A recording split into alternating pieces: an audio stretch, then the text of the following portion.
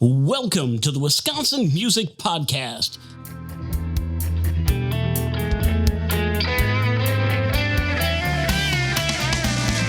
Welcome back to the Wisconsin Music Podcast. We are amplifying the voices and stories shaping Wisconsin's music scene. Today we have Weston, Nathan, and Crystal from TuneHatch to talk about their platform as we dive into the world of live music booking innovation with a closer look at TuneHatch, a groundbreaking platform connecting independent artists, venues, and fans. It's transforming the booking process with predictive analytics and a seamless user experience, making it easier for artists to find opportunities and for venues to curate successful shows. With industry accolades and a rapidly growing user base, TuneHatch is reshaping how live music is booked and enjoyed. So let's explore how TuneHatch is paving new paths for artists and music lovers alike. Just remember, every episode drops on Tuesday. This is the Wisconsin Music Podcast, which amplifies music here in Wisconsin. So Weston, Nathan, and Crystal, thank you so much for being on the Wisconsin Music Podcast. Thank you for having us. Three of us are thrilled. So let me do a quick intro. So we have Crystal Hector, who is the CEO and co-founder of TuneHatch. We have Nathan Youssef, who is the COO and co-founder of TuneHatch. And I am the president of Southern Wisconsin franchise. So I'm your local guy. If anyone ever has any questions, they can reach me by 262-977-1676 or weston@tunehatch.org. Excellent. So the first question is, what inspired the creation of TuneHatch? Back in the day, when I first moved here to Nashville, Tennessee, where myself and Nathan are based, I was an aspiring songwriter. I've been writing songs since I was like 12 years old, and I thought Music City was the perfect place to get published. And in trying to get published, I met a lot of really, really talented musicians who wanted to make music their full-time careers. But as the cliche goes, a lot of them were working part-time in restaurants or bars and just hoping for a lucky break. And because I was in school at the time as well here in Nashville, I thought to myself, well, for every other career that I and my other students were pursuing, everything is very stepwise. You take certain steps and you can expect a certain career path, a certain amount of money over time, but music didn't seem to really offer that sense of security, that sense of logical pathway to get to where you want to go. So my thought process was, well, with all of these talented individuals, there must be a way to make it more straightforward so they could actually make a consistent living doing what they love. So ultimately, that led to TuneHatch, because the opportunity for musicians to make a living lies in live music. Whether an artist is Beyonce or they're busking on the street, the vast majority of musicians make their living through live music. So that's why that's our focus here at TuneHatch. And, to really support musicians in live music, we realize that we have to support the other players in this ecosystem because it's just so interconnected. The venues, the promoters, and then, of course, the concert goers at the end of the day. So TuneHatch really brings all of them together in a way that's more transparent, makes things more efficient, and just makes the career building path for musicians and those they interact with a lot more straightforward, helping them to actually build the careers they're looking for. Okay, excellent. What would be unique value does TuneHatch provide for the independent artists that other booking platforms might not offer? I would say overall with TuneHatch, we're an end-to-end platform. We help coordinate live music. I think a lot of the platforms that are out there are very fragmented. So, you have to have a tool for booking. You might have a tool for promoting or a tool for ticketing. What we do is we are really an all-in-one platform. And what we're trying to solve from a booking standpoint for musicians, right, is, I'm sure you've experienced this, is the way you get a gig is you walk into the venue where you know somebody who knows somebody who knows somebody, and you send them an email, right? And then you get lost in their email and you follow up, and really it's the person who's most persistent and the person who does a really good job of networking and really wants the gig, right? And what we're trying to do is just put everyone's performance agreements up so you can see them ahead of time, let everyone know, hey, here's the venue, here's the kind of the vibe, what they're looking for, and you can just apply online. You can check all the little boxes, you can put your phone number, you can put your email, you can make it really simple so that you can apply online, and we can provide the data for a venue so they can provide a more informed decision on whether or not they want to book the individual. So we're kind of rethinking the booking process so that it's not so much of the door to door to door building connections. There's a little bit more easier way to apply online. So that's one value that we bring for artists in the booking sense of it. But overall, I would say it just having everything in one place is really nice for our users, and they really like that. It's kind of like our cell phones. Everything is all right in our hands. Yeah, exactly. It's something that I think society has kind of moved towards. You think of like Apple products too, you kind of have everything connected in a way. Whereas with live music, most of the tools don't really talk to each other. Your Gmail calendar doesn't talk, to your text messages. There's so many different tools that people are using. It doesn't talk to your ticketing platform, right? It doesn't store data very well. So we're trying to make it less fragmented and kind of all in one. So as a relatively young company, what are like the biggest challenges that you currently face, and how are you trying to address them? I'll give one, and then Crystal can give one, and Weston, if you've got one too. So biggest challenges, I would say it's a new thought process, right? People have habits on how they do things. So it's how do you explain to a booker at a venue who's been doing something for so long that there might be an easier way to do it, and that their ticketing platform is actually a tool for their booking platform as well. And so, early on, while you still have a small tech team, you need to go in and build relationships. So I think one of the earliest challenges we had is just knocking on doors and explaining it over and over, and then making sure that whatever they told us the product wanted to be, we built it. Because we want our product to be a reflection of what people actually need. So early on, it was just how do we knock on doors, explain what we're trying to do in a concise way, and then build the thing that people are really craving, which I think we've gotten over that hump to some degree, especially here in Tennessee. But, we're talking about Wisconsin now, so we need to be able to explain it to venues in Wisconsin very quickly. Right. Well, building off of what Nathan just talked about, right? We got over the hump of building the right products for the right people. Now the idea is, how do we put a megaphone to what we're doing so people know that we exist? People understand how they can benefit from what we're doing and the ecosystem that we're growing here for musicians, venues, promoters, and fans alike. And, we come from very varied backgrounds here on our team, but, just creating eye-catching, content, creating things that I think, really, we have the message that resonates. It's just about putting it out there in a way that actually gets to the right people. Okay. That's all. So yeah, and I would echo what these guys are saying. I have a lot less hair and a lot more miles on my experience, and so I would say, back in the day, if you built a better mousetrap, the world would be a path to your door. Now your better mousetrap isn't good enough. I mean, you're competing with Britney Spears and Elon Musk and everyone else out there who's got something to say about something, whether it's news or topic or product. So it's just a matter of being patient and working to get the word out there that this tool is available and top of its game. Okay. Hey, Wisconsin Music Podcast listeners. Are you looking to elevate your music with a personal touch? Let me introduce you to ZTF Studio, where your sound finds its true home. At ZTF Studio, we create more than just great recordings. We create an experience.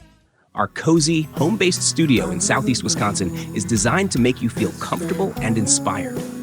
Imagine walking into a space where your music is treated with the same care and passion you put into it. With over 20 years of experience, we know how to bring out the best in your sound. Whether you're a solo artist or a full band, you'll get personalized attention and expert guidance every step of the way. We blend technical expertise with a warm, welcoming vibe to make your recording sessions enjoyable and productive. So, come on in, grab a cup of coffee, and let's make your next crowd pleaser together. Visit ztfstudio.com to book a conversation with Zach about your vision for your next project. ZTF Studio, where your sound feels at home. Now, back to our amazing guest.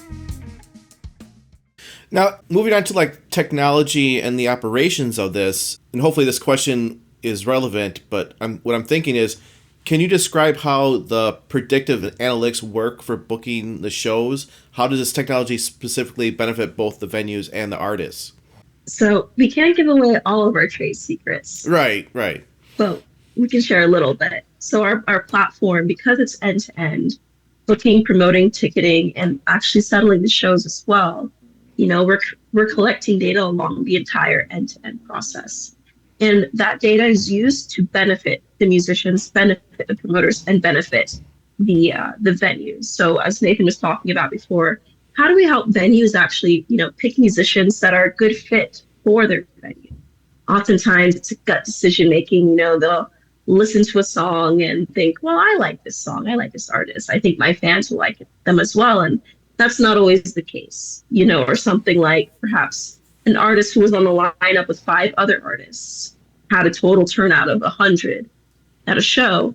The question is, out of those 5 artists, was it an equal pull, or was it, one artist pulled half of the crowd or something of that sort, right? So really helping venues know who are they really booking, and of course for the artists as well, where are they in their career? How many people are they personally pulling to the show? We have our own mechanisms on how to actually gauge that accurately.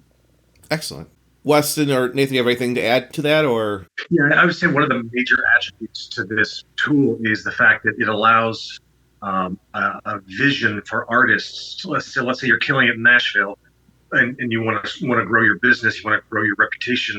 This tool allows you to go to Cincinnati and pick a couple of venues, and then go to Indianapolis and pick a couple of venues, and go to Milwaukee and pick a couple of venues, and then go to Madison, and really sort of have optics into other territories, other locations where you might not be known, but the bars can then go back and say, oh, this guy's killing it in Nashville.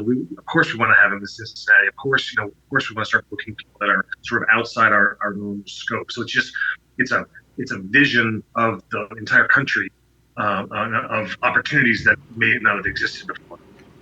Okay. The last thing I'll add to that is, our mission really is to make things easier, but also to bring a kindness to live music as well. So we know how difficult it is to organize all of this data and stay organized as musicians and venues and stuff. So we try and do that on behalf of the artists, and for the venues, so that they always are organized and they're always putting their best foot forward, because we know it's hard to make it in the industry. And then, what kind of feedback have you guys received from the venues and artists that you've worked with, and has that influenced any of your updates to this platform? Feedback, I think overall, venues, they really love it. Venues really love having all their tools in one place, right? We just recently started building for artists, maybe 3 months ago, really started to build tools for artists. So we're still trying to figure out how to get the word out so that artists know exactly what it is that they're coming to the platform for. But overall, I think the area that we do really, really well, that we know venues and artists absolutely love, is paying out post-show. For some of these venues, especially here in Nashville, they do, like 60 shows a week, 60 shows a month. And so if each show has 3 artists on the bill, you have to figure out, how do you pay 180 artists? And some artists want Venmo, some want cash, some want a check. And so through TuneHatch, you can just sign up and get paid out. And then you never have to go through the sign up process again. So we've gotten really great feedback for the community here in Nashville in particular, that they really love how easy it is to monitor the ticket sales and get paid out post-show. And now we're still trying, right, to continue to build product that really resonates with the artists, beyond just the ticketing part of it, but also past the booking and into promotion as well. Yeah, and I'll add to that. As a former bar owner myself, there is a security feature to this. I mean, right now you're having a 20-something guy bouncer stand at the door and collect $20 bills. Usually from their own ATM that they just got.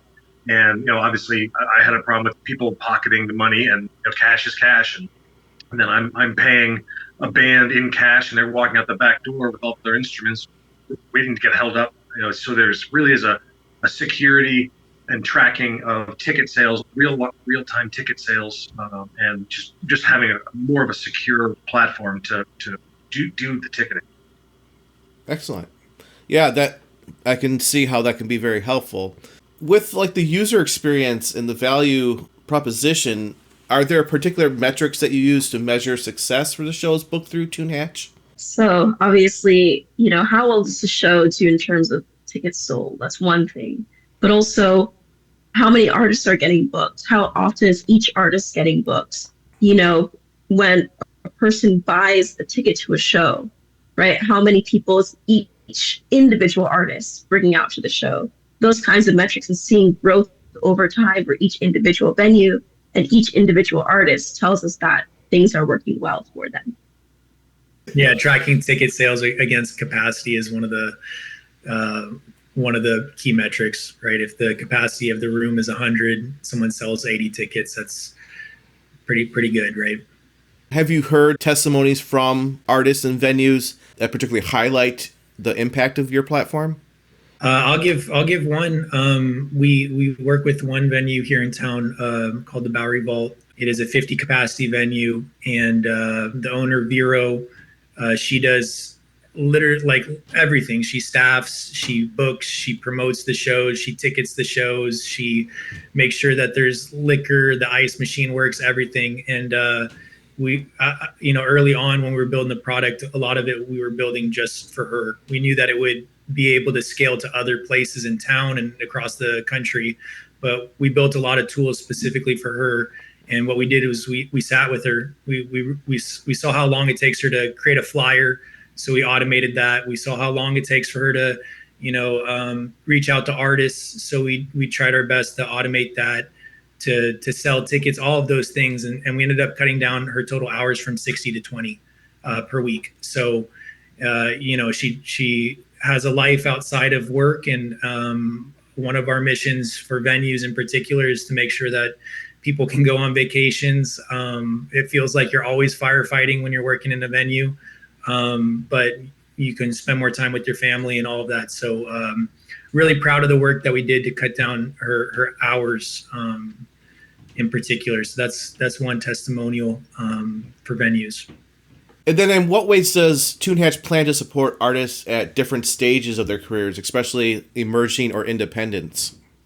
So the vast majority of the artists that we work with these days are independent. Now, this can mean that they don't have any representation, but oftentimes it also means that they might be signed just to a smaller label or a smaller management company, but they're still going around to, venues that are, say, under 1,000 capacity, really, or under 500 capacity more often. And we support them along the same book, promote, ticket, and settlement pathway. So, of course, connecting them to the venues that, like Nathan was saying earlier, maybe they don't have connections to those venues. Maybe they're going on tour. Maybe they don't have access to local acts, right? All these things that put together or put a lot of admin responsibilities on their plate and take away from the time that they would be spent making music, getting ready for the performance, actually doing the artistic things. It's the same for promoting. It's the same for ticketing. It's the same for ultimately the payout part of it as well. So, one working slogan we have is make art, not admin. Nice. And a big impetus behind that is because we really cut down the amount of time that they're putting in on a daily basis just to manage their careers. Okay. Artists, promoters, venues, all the same, put a lot of hard work into managing their careers. And like Nathan said, they have lives outside of their careers as well. Yes. So we want to add that balance back to their lives and allow them to do more of what they love to do. Fantastic. I would even add to that because our target is sub 500 seats, 300 being our key, we're picking up a lot of independent artists through independent bars and family-owned restaurant or family-owned venues. And so really we're kind of at the same stage of we're hitting the right avenues, we're hitting the right venues to pick up those underutilized artists. Excellent. Now, TuneHatch has seen rapid growth and industry accolades. How do you maintain quality and scalability as you expand? We keep that feedback loop with our users going. So we do weekly customer interviews, just reaching out to people who use our platform, who are signed up. We have nearly 3,000 artists. We have quite a few venues as well on our platform. And so honestly, it's not that difficult to get that feedback, and we really value it. And we have a very good development team that makes updates frequently and with quality. We also we don't produce things in an echo chamber. It's something that I think artists can relate to too, right? If you're making a song and it's been 4 months, right? And you've made 20 different versions of the same song, right? And you haven't shown anyone that song, you're like, you have no idea if it's still good or if it still makes sense as a musician, right? And so it's the same thing with like technology and what we're building. We don't want to get into this echo chamber where it's me and Crystal, Reese, and Weston like talking to just each other, right? So we go out and we talk to the artists. We let them click around before we push a new update, and same with venues. We really want to be building what they want, not what we think, right? So that's really important, and that's why we keep that cadence, like Crystal said, in talking to people. Excellent.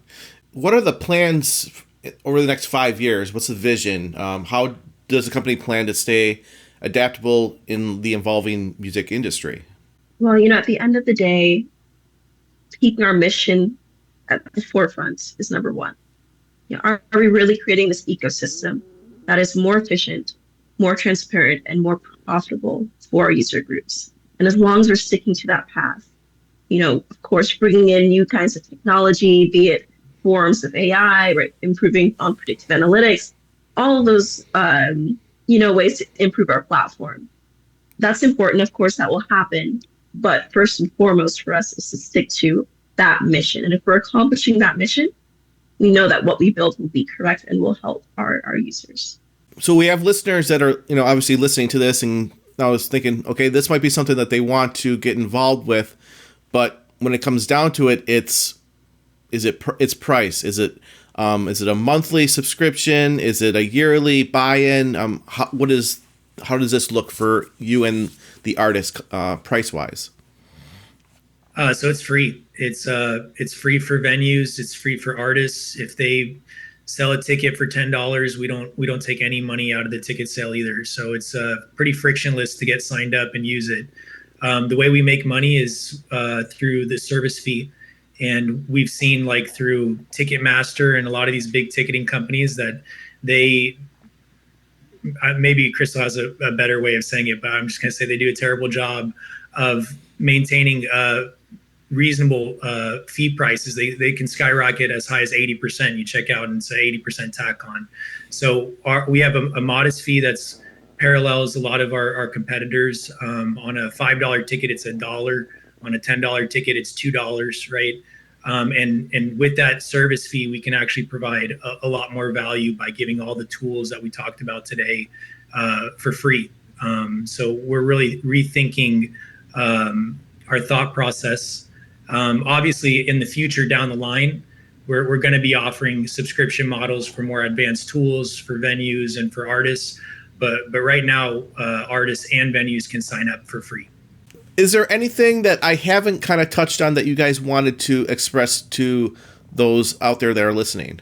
I think trying to scale to new states, obviously we have done a pretty good job here in Nashville and here in Tennessee, we're starting to spread out.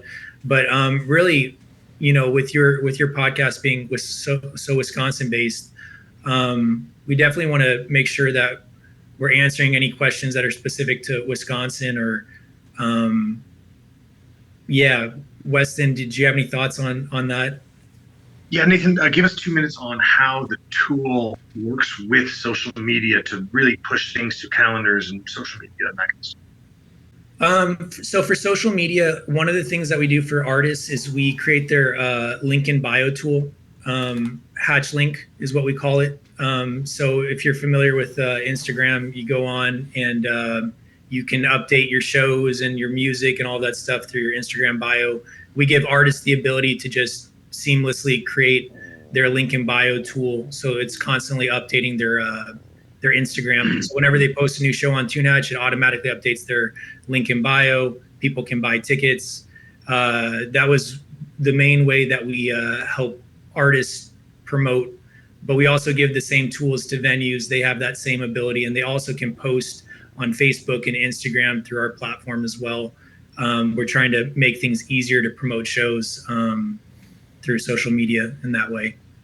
Yeah, it also updates all their calendars. So the calendar on their website, that people can go to their website, the venue's website, and see all the shows that are coming up. They can buy tickets directly from the venue themselves via QR code. And all this is done automatically. When you create a show, it pushes in all directions and updates everything automatically. Yeah, that's a good way of saying it. You create one show on TuneHatch, it updates your website, your Instagram, everything, your Facebook, all of that. Fantastic. That make, like we talked about right at the beginning, how everything's just all in one, kind of like everything's on our phone, all in one. So, Crystal, Weston, Nathan, I want to say thank you so much for being on the Wisconsin Music Podcast. This sounds like a very fantastic platform, something that's hopefully going to alleviate a lot of headaches for venues, for promoters, for artists out there that are trying to find a better way to get people to their shows, be easier for their fans to purchase tickets and get to their shows, and for venues to find the right types of performers for the certain types of audiences that they usually have at their venues. And I did put my phone number and email address at the beginning of the podcast. Please do call me. That's my personal cell phone. It comes right to me. I'm happy to answer any questions, help you set things up, get you started, get you a demo, whatever you need. Thank you, everybody, for being on the Wisconsin Music Podcast. Thanks. Really appreciate it. Thank you. For those of you who are new to our show, the Wisconsin Music Podcast is dedicated to showcasing the incredible talent of Wisconsin-based musicians and the thriving local music community. Our episodes drop every Tuesday on all streaming platforms and YouTube.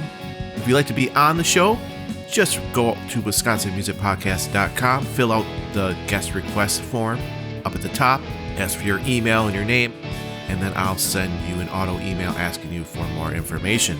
If you are enjoying these episodes, please consider donating to the Wisconsin Music Podcast. Donations help pay for the website and putting the podcast up on streaming services, and also getting our name out there to all Wisconsinites and others that are interested in our great music here in Wisconsin. Donations are secure through PayPal and Stripe. All you have to do is go to the website and click on Donate to WMP. You can also head over to our Instagram and Facebook pages and like us there.